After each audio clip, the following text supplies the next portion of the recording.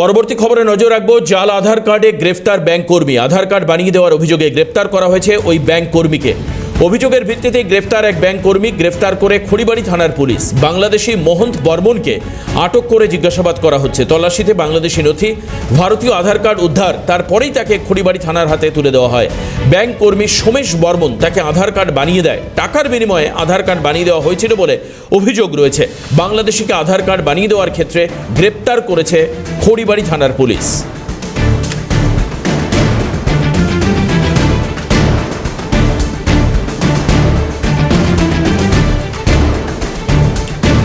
আমরা যে খবরের দিকে নজর রাখছি, বাংলাদেশি মহন্ত বর্মনকে আটক করে জিজ্ঞাসাবাদ এবং তারপরেই জানা যায় যে তার কাছে যে আধার কার্ড রয়েছে সেটা ভুয়ো এবং এক ব্যাংক কর্মী তাকে আধার কার্ড বানিয়ে দিয়েছেন।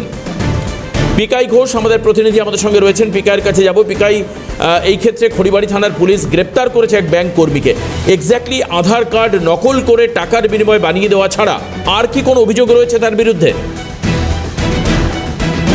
জানিয়ে রাখি যে ভারত নেপাল সীমান্তের পানি ট্যাঙ্কি বর্ডারে বেশ কিছুদিন ধরে বাংলাদেশিদের কিন্তু আটক করে গ্রেপ্তার করছে খড়িবাড়ি থানার পুলিশ। এসএসবির কিন্তু লাগাতার এই অভিযান চলছে। তবে বেশ কিছুদিন আগে বেশ কয়েকজন কিন্তু বাংলাদেশিদেরকে গ্রেপ্তার করা হয়।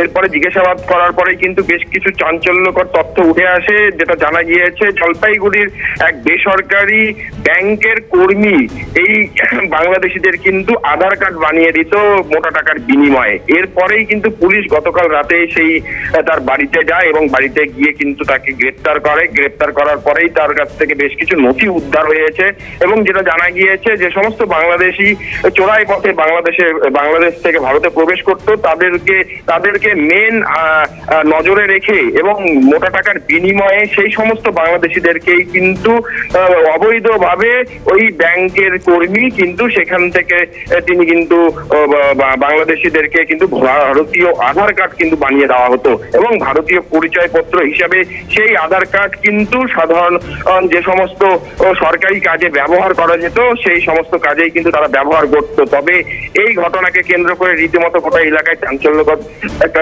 পরিস্থিতি তৈরি হয়েছে এবং এই ব্যাংক কর্মীকে ইতিমধ্যেই কিন্তু আদালতে পেশ করা হয়েছে এবং তদন্তের জন্য কোর্টের কাছে আদালতের কাছে কিন্তু 7 দিনের রিমান্ডে নেওয়ার আবেদন করেছে পুলিশ। তবে এখন পর্যন্ত এই বিষয় নিয়ে রায় যেটা দেখা যাচ্ছে যে বেশ কয়েকদিনের প্রায় 3 দিনের রিমান্ডে দিয়েছে এমনটাই কিন্তু জানা গিয়েছে।